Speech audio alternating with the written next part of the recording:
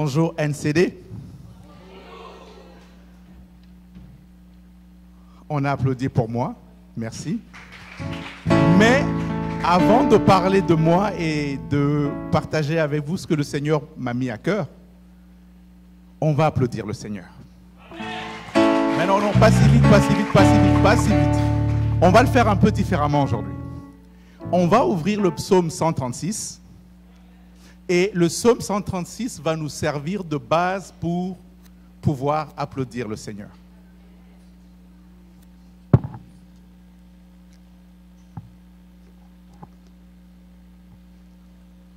Alors voici comment on va fonctionner. Moi, je vais lire la première partie et vous n'allez que répondre car sa miséricorde dure à toujours. C'est compris? C'est tout ce que vous allez faire. On va se lever.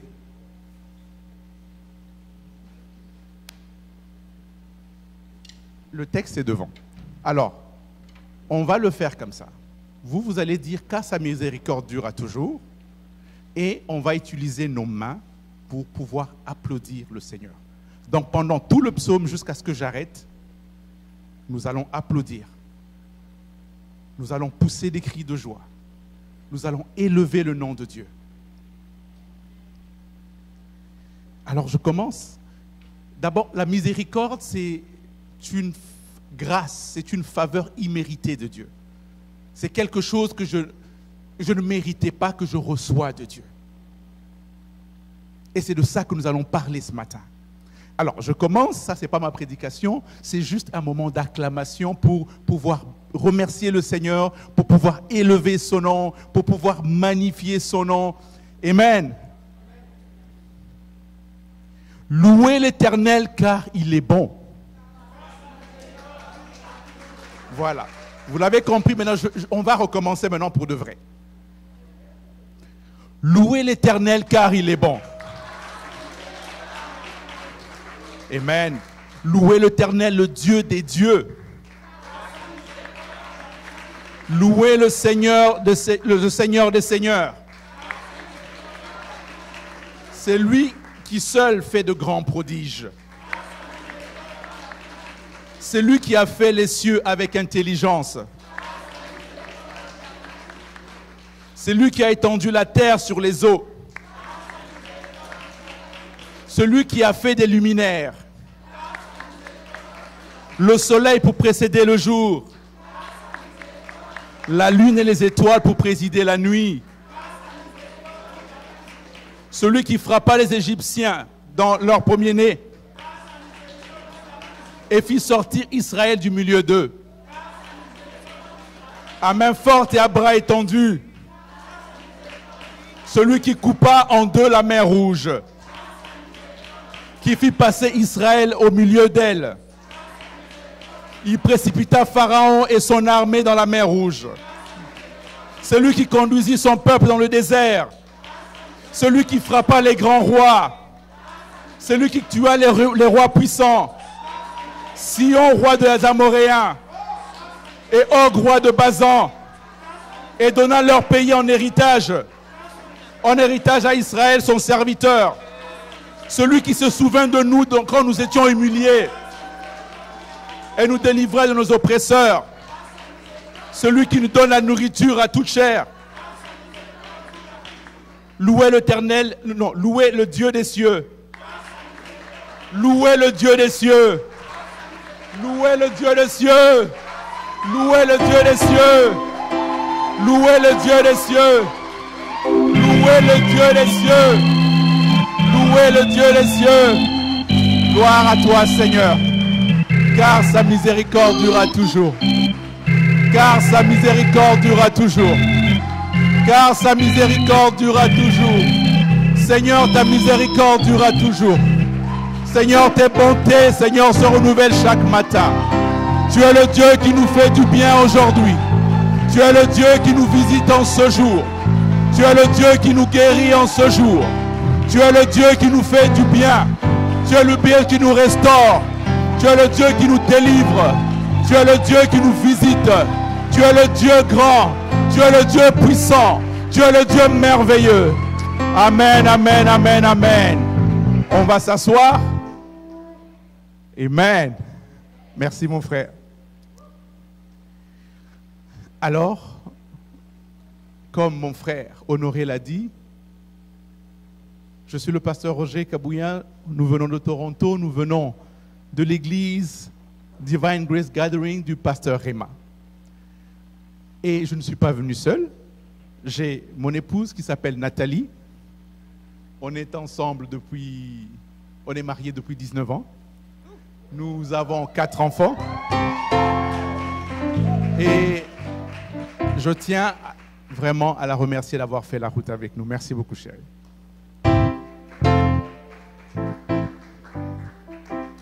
Je commence d'abord par remercier l'église NCD de nous avoir reçus et invités. Ce n'est pas la première fois que je viens ici. J'étais ici au mois de février. En plus, c'était le jour de ma fête. Et vous m'avez chanté Joyeuse fête. Et j'avais même eu à souffler un gâteau ici.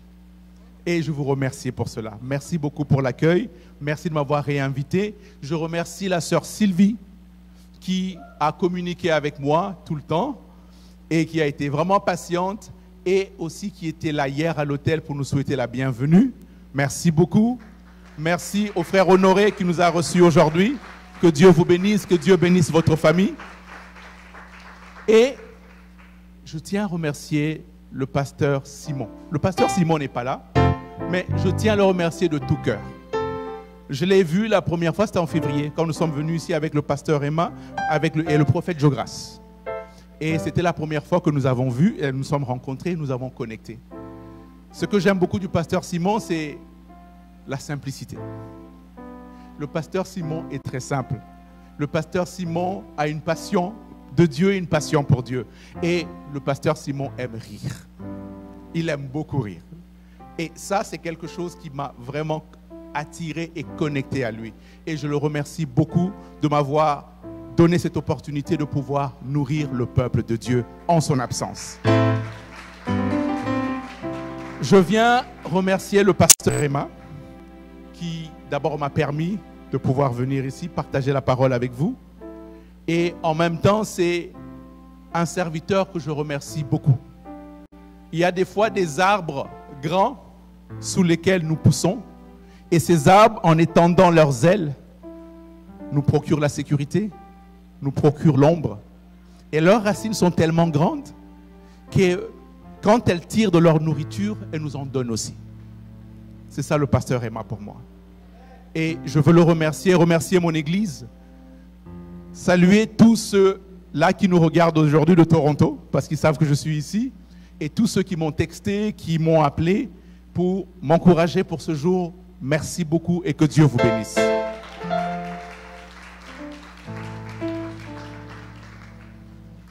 On a fini les choses de la terre, on va monter maintenant.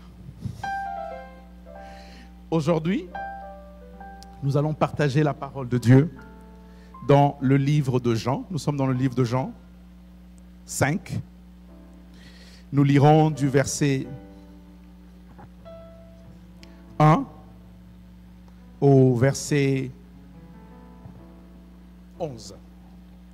C'est un texte ou une histoire que beaucoup de gens connaissent. Nous allons nous lever pour honorer la parole de Dieu.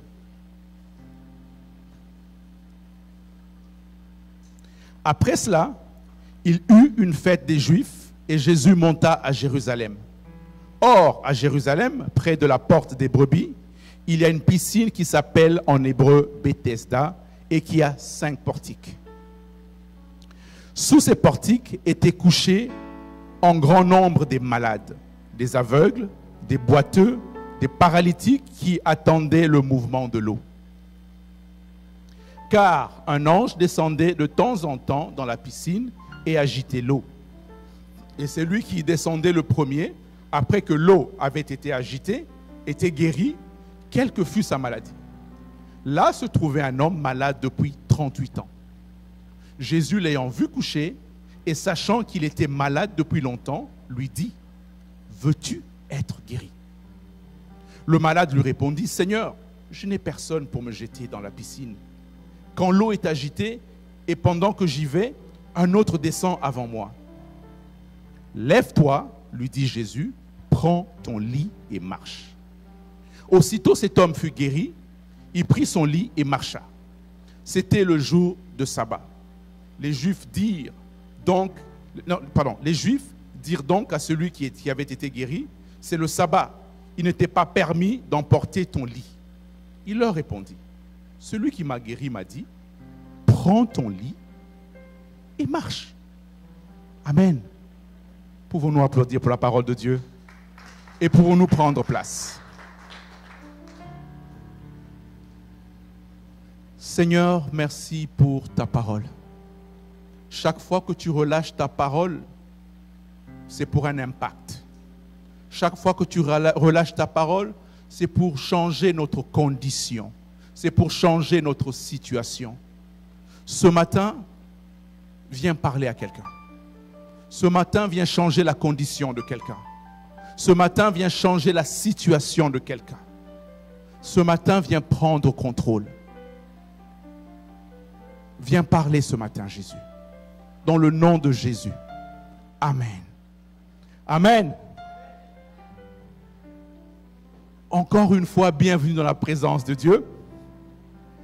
Alors ce matin, je vais vous raconter une très belle histoire.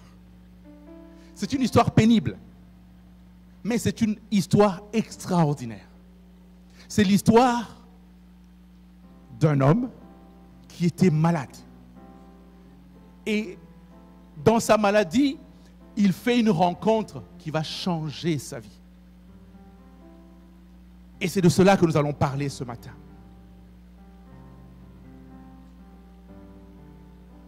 Je veux vous ramener à l'époque pour que nous puissions comprendre un peu dans quel cadre cette histoire est arrivée. Nous sommes dans une époque où il n'y avait pas d'hôpitaux. Quand les gens étaient malades, ils espéraient que ça aille mieux et la plupart d'entre eux mouraient de leur maladie parce que les soins n'étaient pas appropriés ou la science n'était pas encore avancée pour guérir des maladies. Donc les gens mouraient des fois des maladies dont on ne meurt plus aujourd'hui. Et la Bible nous dit que cet homme était malade depuis 38 ans. Et il s'est retrouvé à un endroit où les autres malades venaient. Ces autres malades venaient à un endroit, à une piscine qu'on appelait Bethesda. Bethesda qui veut dire maison de miséricorde. Et ces gens venaient, et comme la Bible nous dit, il y avait des malades qui étaient là, il y avait des aveugles, il y avait des boiteux, il y avait des paralytiques. Tous ces gens venaient là, et ils venaient pour une seule raison. Ils venaient parce que, à cet endroit-là, à cette piscine-là, il y avait tout un système qui faisait que, quelques fois par an, un ange descendait dans l'eau et bougeait l'eau. Et la première personne qui tombait dans l'eau était guérie. Donc, pour être guéri à Bethesda, il fallait 2 conditions.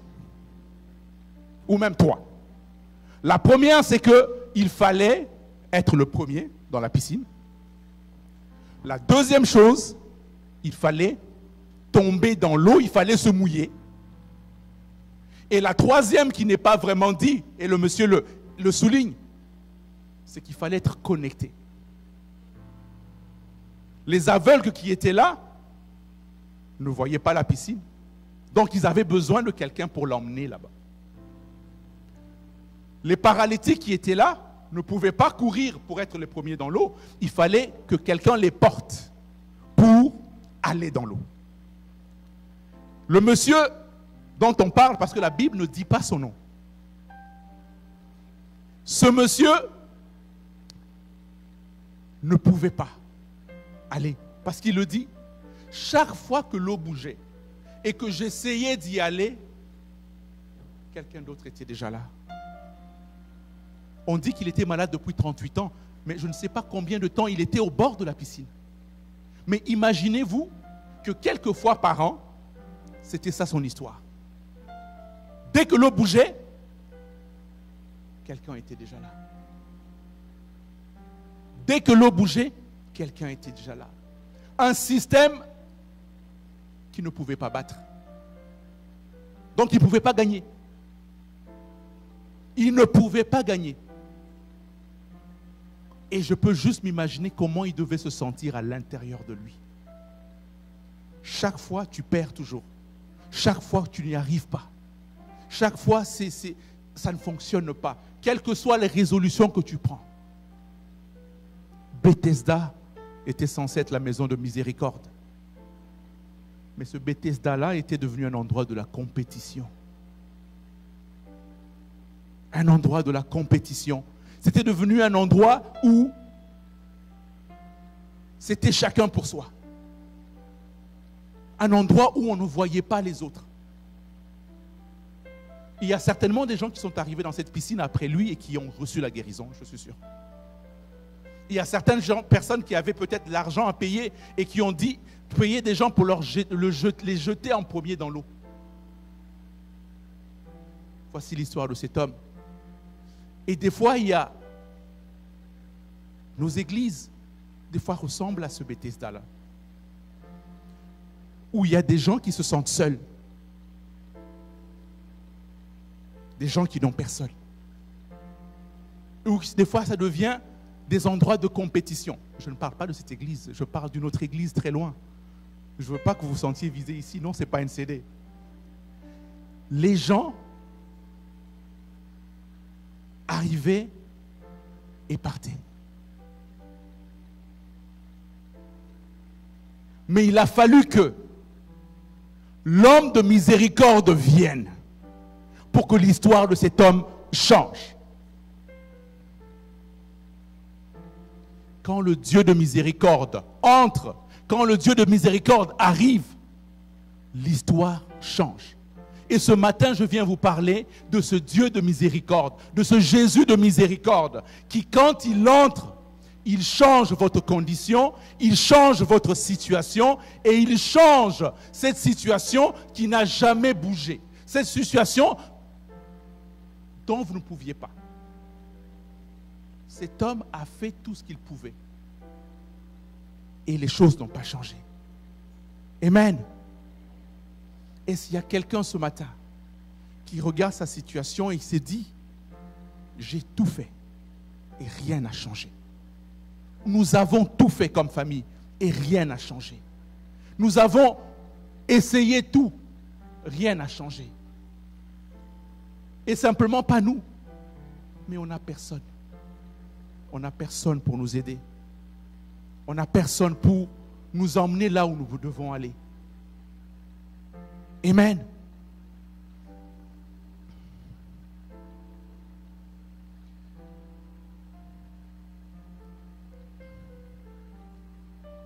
Jésus est venu vers cet homme qui était malade depuis 38 ans. Jésus est venu apporter son secours. Je veux dire à quelqu'un ce matin que Jésus est venu t'apporter le secours. Je ne sais pas combien de temps ta situation dure ou perdure. Je ne sais pas la gravité de cette situation-là. Je veux juste qu'on se rende compte d'une chose. Jésus a commencé son ministère à 30 ans. Et il a exercé ce ministère pendant au moins 3 ans et demi. Donc, à 33 ans et demi, Jésus est mort. Ce monsieur était malade depuis 38 ans. Pendant qu'il était malade, Dieu était en train de travailler une solution pour lui. Pendant qu'il était malade, Dieu dans sa bonté, Dieu dans sa miséricorde, a activé une solution pour ce monsieur. Pendant qu'il était couché, il ne savait pas que Dieu travaillait pour lui. Je viens dire à quelqu'un aujourd'hui que Dieu est en train de travailler pour toi. La situation que tu regardes, la situation dans laquelle tu es, je ne sais pas si c'est ta santé, je ne sais pas si ce sont tes finances, je ne sais pas si ce sont tes enfants, je ne sais pas si c'est ton travail, je ne sais pas si c'est ta famille. Mais le Dieu que tu invoques, le Dieu qui est en ce lieu, a déjà commencé un processus avec une solution qui arrive. Parce que quand lui est là, la solution est avec lui. Quand il est là, il y a la solution. Amen. Quand il est là, il y a la solution. Amen. Applaudissons pour le Seigneur.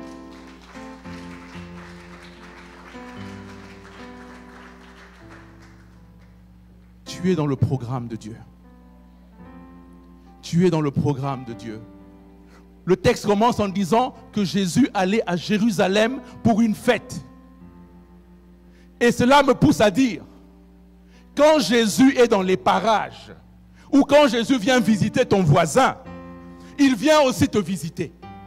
Peut-être aujourd'hui Jésus est venu visiter le frère Honoré. Peut-être il est venu visiter la sœur Nathalie. Peut-être il est venu visiter le frère Hugues.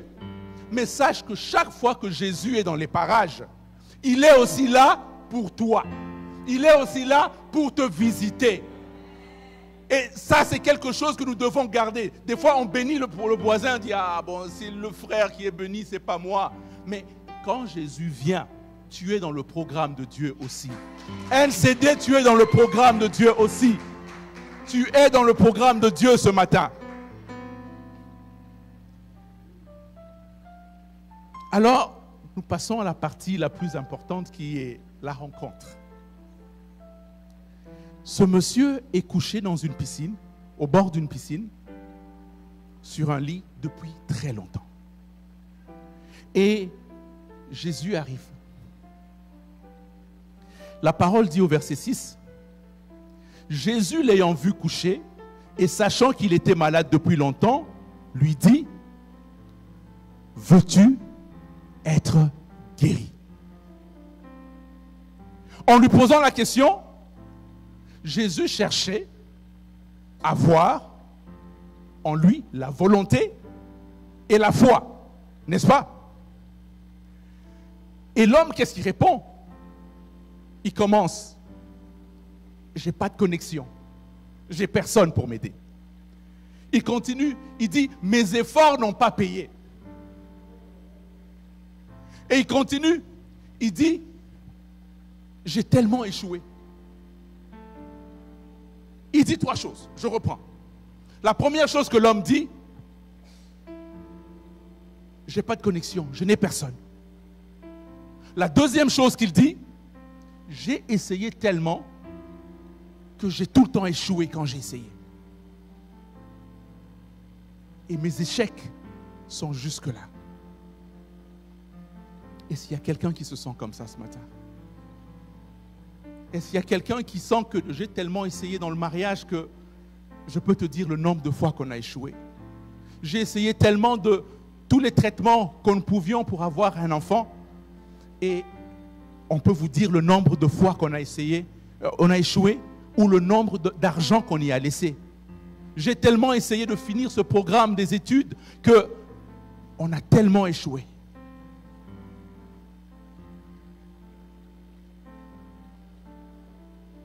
Les yeux de cet homme, Jésus lui parle, mais ses yeux étaient focalisés sur la piscine. Ses yeux n'étaient que sur la piscine. Les yeux étaient sur les gens qui pouvaient l'aider. Jésus lui a emmené une autre solution. Jésus lui a emmené une solution qui n'était pas la piscine. Mais je me suis posé la question et je me suis dit, mais quel genre de question, Jésus? Tu viens, tu vois le gars, il est malade et tu sais pourquoi il est là. Pourquoi tu lui poses la question, veux-tu être guéri? Et la réponse, elle est dans le verset 6. Elle dit ceci, Jésus l'ayant vu coucher et sachant qu'il était malade depuis longtemps, lui dit, veux-tu être guéri? Des fois, quand nous restons dans notre condition pendant longtemps, malgré qu'elle est inconfortable, nous développons un confort dans notre inconfort. Nous développons un confort dans notre inconfort. Et ce confort dans notre inconfort devient un frein à la bénédiction. Devient un frein à notre guérison, à notre miracle. Je veux le dire plus simplement. Le gars était couché. Jésus vient et il le voit et dit, il est trop confortable là, dans ce lit ici. Tu es malade au bord de la piscine, tu as même un lit. Je veux même rajouter qu'il a même un oreiller là-dedans. Il a dit, peut-être qu'il est là, c'est vrai. Peut-être qu'il pense à la guérison. Mais est-ce qu'il veut vraiment cette guérison? Est-ce qu'il veut vraiment cette guérison? Il y a des fois où on est malade. Et on va dire qu'on veut la guérison. Mais des fois, cette maladie-là devient un statut qu'on a. Tout le monde sait que, oh oui, il a le cancer. Il a le cancer. Et en même temps, on veut être guéri, mais en même temps, ce cancer nous donne une place dans cette société. Nous savons que quand nous venons, tout le monde a pitié de nous. Nous savons que quand nous venons, on va nous ouvrir la porte. Nous savons que quand nous venons, tout le monde veut dire, mais mon frère Roger, est-ce que ça va? Oh, ça va par la grâce de Dieu. Et je me dis, mais imagine maintenant qu'on me retire mon cancer. Mais je deviens un nobody. Je perds tout cela. Veux-tu être guéri? Des fois, quelqu'un va te dire, je veux me marier. Je veux me marier. Seigneur, je veux me marier. Qui veut se marier ici? Qui vient obtenir la grâce? Je veux courir. Mais écoutez le langage de la personne.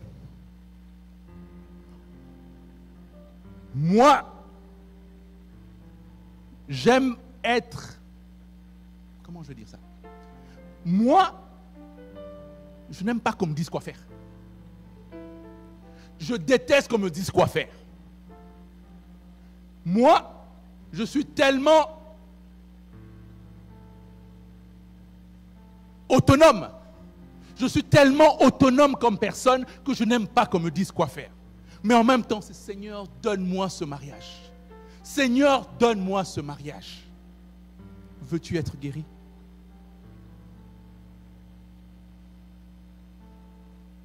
Il y a quelqu'un qui va prier pour dire, Seigneur, j'ai des pensées impures. J'ai des pensées impures. Et quand vous lui parlez, vous lui demandez de se définir, il va vous dire, moi j'ai des pensées très cochonnes. Hein? Voilà un paradoxe. Il y a des gens qui vont se dire, Seigneur, délivre-moi de la colère.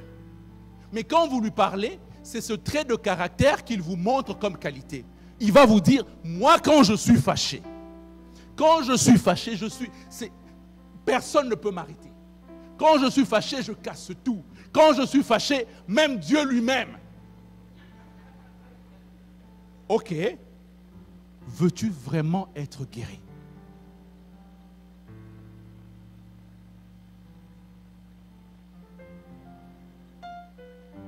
Est-ce que ton inconfort est devenu confort?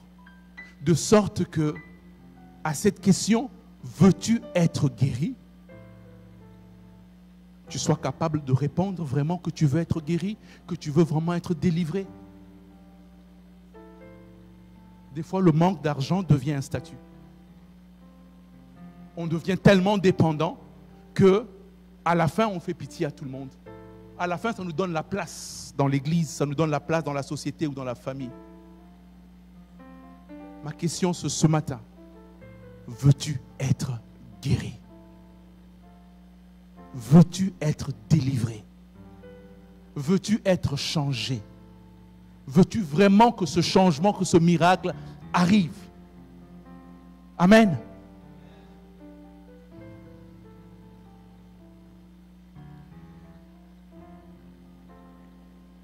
Au verset 7, le malade répond, je n'ai personne pour me jeter dans la piscine quand l'eau est agitée. Et pendant que j'y vais, un autre descend avant moi. Je n'ai personne. Sa réponse est un aveu d'impuissance. Je n'ai personne.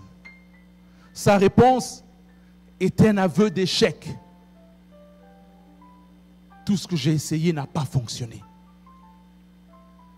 Sa réponse est une accusation. Est une accusation contre un système qui ne fonctionne pas pour lui. Il y a un système qui a été établi et qui ne fonctionne pas pour lui. Je n'ai personne. C'est une accusation contre tous ceux qui l'ont laissé tomber. Cet homme avait certainement une famille. Cette famille n'était plus là. Cet homme avait certainement des amis. Ses amis n'étaient plus là. Cet homme avait certainement des connaissances. Et ces connaissances n'étaient plus là. Je n'ai personne. Peut-être c'est le cri du cœur de quelqu'un ce matin. Je n'ai personne. On a tout perdu. Je n'ai personne. Ma maladie a duré longtemps, je n'ai personne. Je ne peux pas arriver à avoir d'enfants, je n'ai personne. Je n'ai pas de partenaire, je n'ai personne. Est-ce que c'est le cri de ton cœur ce matin? Est-ce que c'est ta situation ce matin, NCD? Je n'ai personne. Tu es assis dans cette église et au fond de toi, tu dis, je n'ai personne. Amen. Amen. Jésus vient, le regarde et lui dit, lève-toi, prends ton lit et marche. Amen.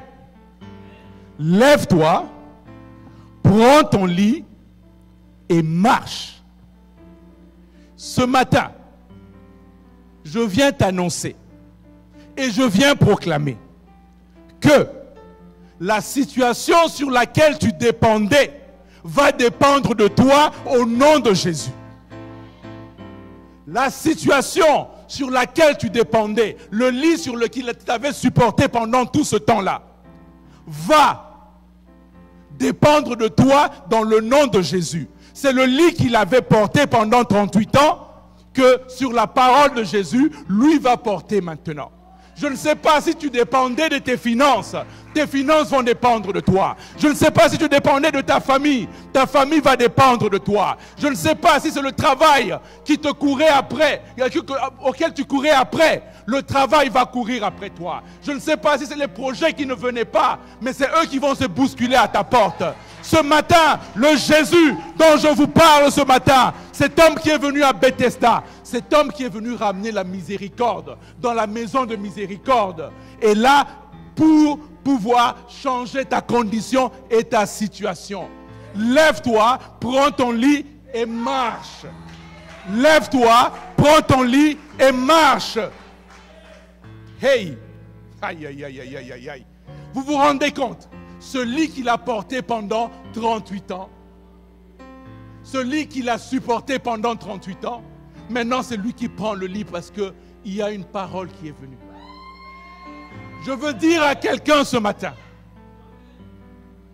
quand la parole de Dieu vient dans ta situation, c'est pour changer ta condition et changer ta situation. Ce matin, la parole qui est annoncée est la parole qui change ta situation et change ta condition. Je veux pousser plus loin. Je veux pousser plus loin. Prends ton lit et marche. Les gens qui t'ont supporté pendant que tu étais couché. Les gens qui t'ont soutenu pendant que tu es couché. Prends ton lit et marche. Ça veut dire, prends soin d'eux quand tu entres dans ta gloire.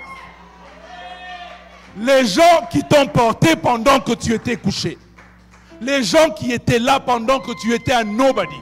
Les gens qui étaient là pendant que tu pleurais. Pendant que tu étais caché. Pendant que tu n'avais rien. Ne les oublie pas quand tu prends ton lit et tu marches. Amen.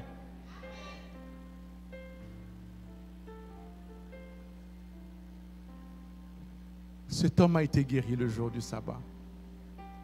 Quand la parole de Dieu vient dans notre vie, elle vient annuler toutes les lois humaines. Quand la parole de Dieu vient dans ta vie, elle vient annuler toutes les lois humaines, les lois humaines. Que la parole de Dieu annule les lois humaines dans ta vie au nom de Jésus. Les lois humaines disaient, le sabbat tu ne peux pas. Le sabbat tu ne peux pas travailler. Le sabbat tu ne peux pas porter ton lit. Le sabbat, mais quand la parole de Dieu vient, elle vient changer toutes les voies humaines. Elle vient changer toutes les lois des hommes. Prends ton lit et marche. Cette phrase a changé tout dans la vie de cet homme. Cette phrase a changé tout dans la vie de cet homme. Ce matin,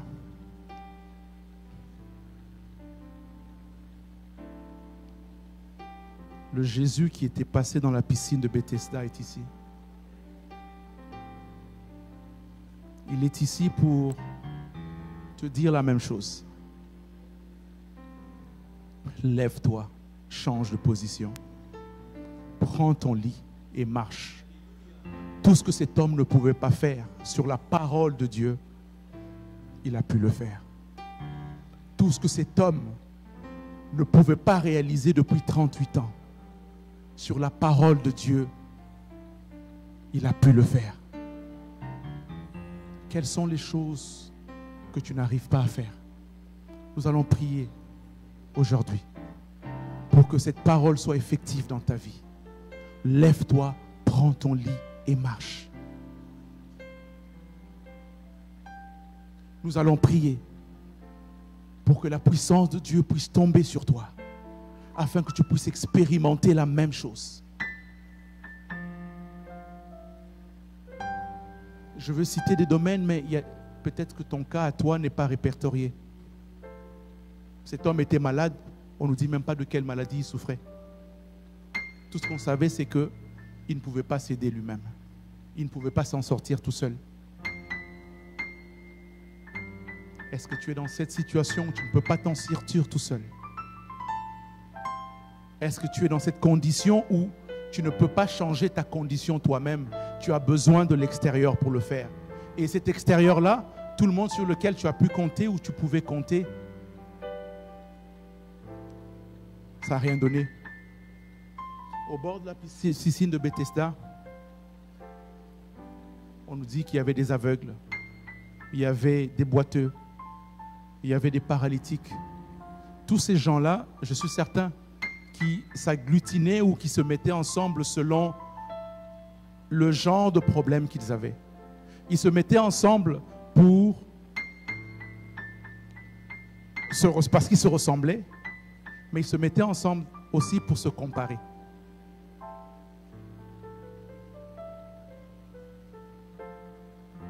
Ce matin, tu es dans la compétition avec personne, parce que Jésus est là. En terminant,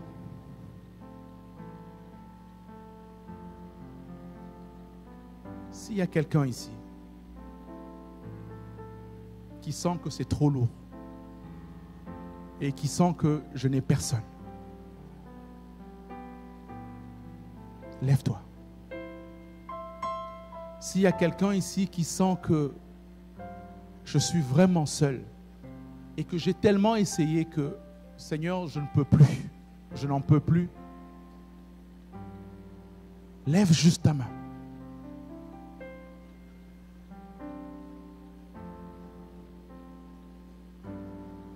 Merci Seigneur.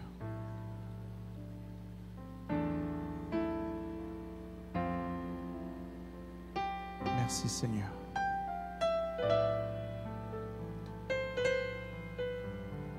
Merci Seigneur. Lève-toi, prends ton lit et marche.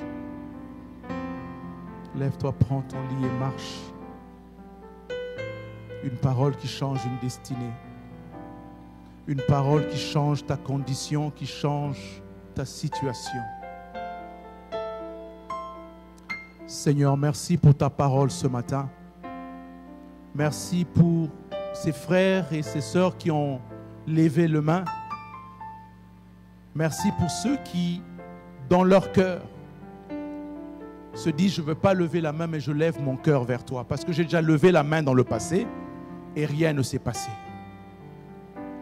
J'appelle le Dieu de miséricorde. Viens traverser cet endroit maintenant au nom de Jésus. Viens traverser cet endroit pour apporter ta délivrance, pour apporter ta restauration, pour apporter, Seigneur Dieu, la transformation. Seigneur, que la condition de quelqu'un change aujourd'hui dans le nom de Jésus. Que la situation de quelqu'un change aujourd'hui dans le nom de Jésus. Que celui qui est malade dans son corps reçoive la guérison dans le nom de Jésus. Que celui qui est pris dans des problèmes d'argent reçoive, Seigneur, la solution dans le nom de Jésus. Que celui ou celle qui est pris dans des problèmes de santé reçoive ta guérison, ta visitation dans le nom de Jésus. Tu n'es pas un homme pour mentir, Seigneur. Tu l'as fait pour cet homme qui n'a pas de nom. Tu l'as fait, Seigneur Dieu, pour cet homme. Tu es venu à Bethesda, Seigneur, pas pour tout le monde, mais tu es venu spécialement pour lui. Ce matin, tu es là spécialement pour quelqu'un ce matin. Tu es spécialement venu pour ma soeur ou pour mon frère. Laisse, Seigneur Dieu, qu'il puisse entendre le son de ta voix. Laisse qu'en sortant de ces lieux, que quelqu'un se sente différent. Laisse qu'en sortant de ces lieux, que quelqu'un puisse toucher quelque chose qu'il n'a jamais touché. Quelque chose auquel il n'a jamais goûté. Dans le nom de Jésus. Dans le nom de Jésus. Dans le nom de Jésus. Merci Seigneur. Merci Seigneur. Nous gardons nos têtes penchées. Et je veux donner le micro au frère Honoré qui va clôturer ce moment.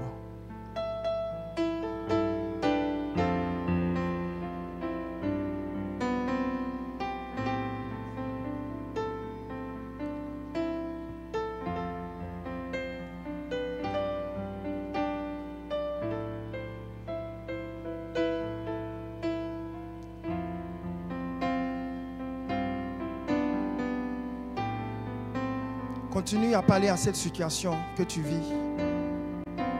La parole a été libérée. La parole a été libérée. La parole a été libérée.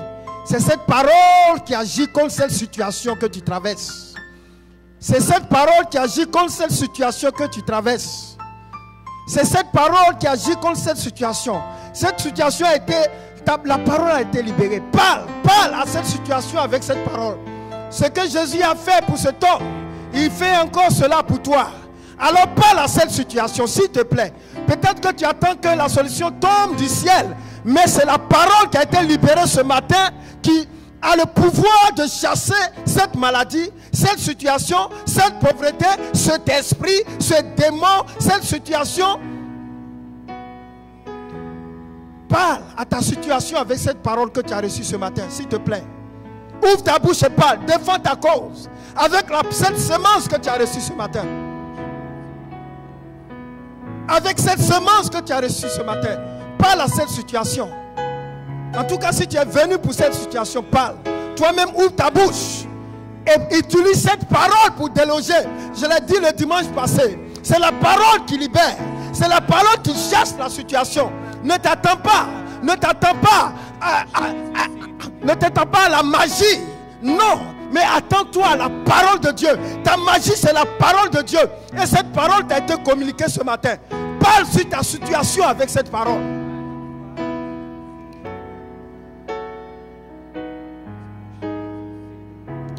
Parle sur ta situation avec cette parole.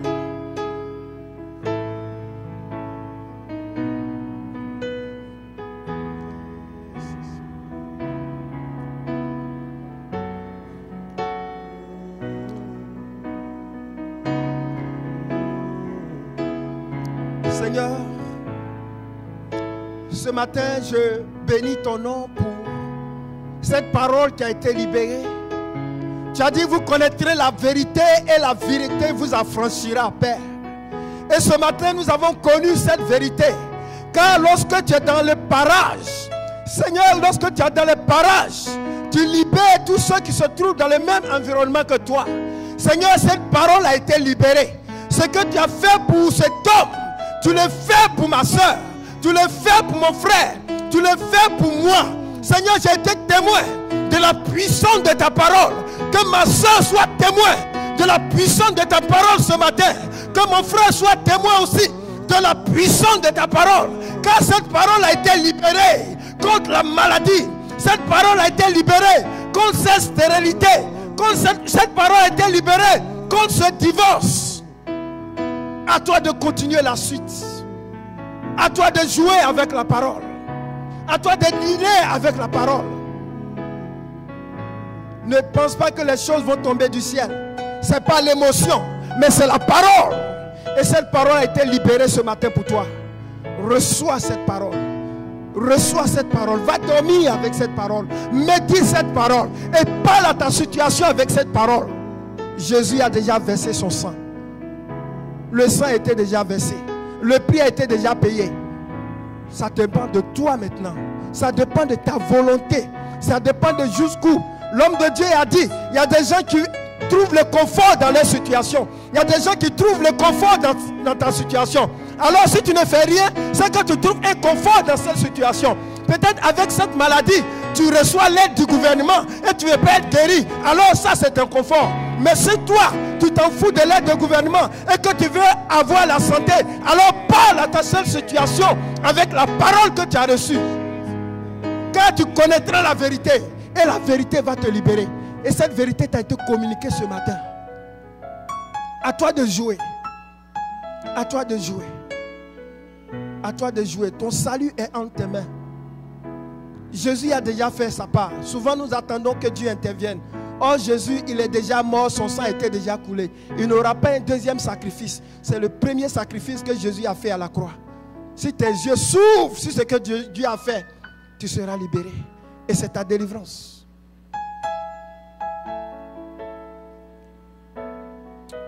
Merci Seigneur. Amen. Est-ce qu'on peut leur donner une bonne acclamation pour cet enseignement que nous avons écouté ce matin, pour cette grâce, pour cette vérité? Merci Seigneur.